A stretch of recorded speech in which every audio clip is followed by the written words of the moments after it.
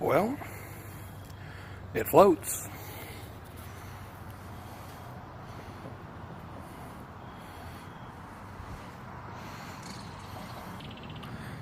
I guess that means it's a good kayak.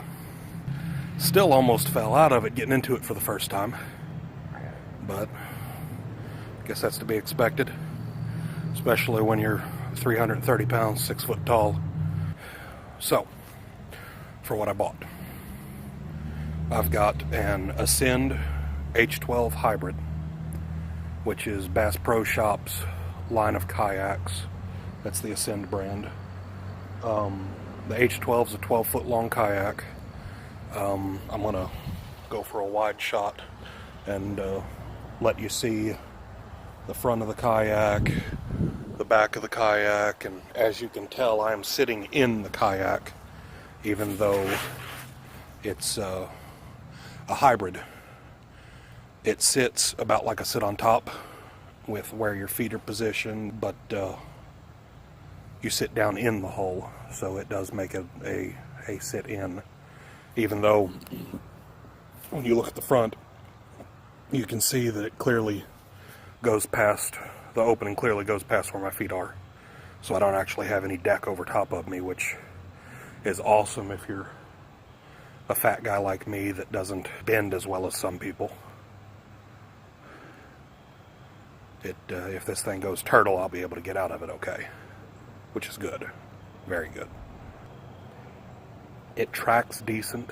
It's got the extended keel to the front and rear, so it has a nice track to it. It's got a flat bottom, so it's resistant against rolling, even though I've almost rolled the thing twice since I've been paddling up the river. I'm going to try it out. Probably going to get quite a bit wet. I got one whole leg wet today. Fortunately, where I put in at relatively shallow water, only about 2 feet of water at the most. Did a pretty good job of being able to get it straightened back out and being able to get in the kayak. It's actually pretty stowable. I've got a full-size GM SUV, and as you can see, it fits right there on top of it. Clamp it down a little bit, stays put. I think I got my money's worth. So on to the features of the kayak. It does have a soft cover, as you can see behind me here. Quite a lot of storage in that, and where I weigh 330 pounds, this kayak having a capacity of 450 pounds means I can carry just about everything with me. You can see it's got a hard cover to the front. Nice, large, embossed Ascend logo on there.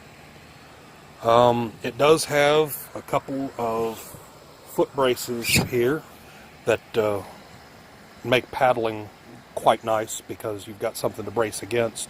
You can put more force into it, get a little bit better of a stroke. It's equipped with 3 built-in C channels. There's one there, one up front, and one on that side. Those 3 C channels make mounting accessories. Just about anything that's going to mount in a C channel is going to mount on those rails. They're pretty standardized in size. I really like this kayak. The current didn't give me any trouble with being able to maneuver the kayak. If anything, it helped. I've been, probably 100 yards upriver, downriver from where I put in at, just getting used to the feel of the kayak, getting used to the way it rocks in the water. So it's a few days after the part that you just watched a couple seconds ago. The weather's changed cold. You can probably tell by the hat and the coat. I just got in off the water. I'll have a few clips of that.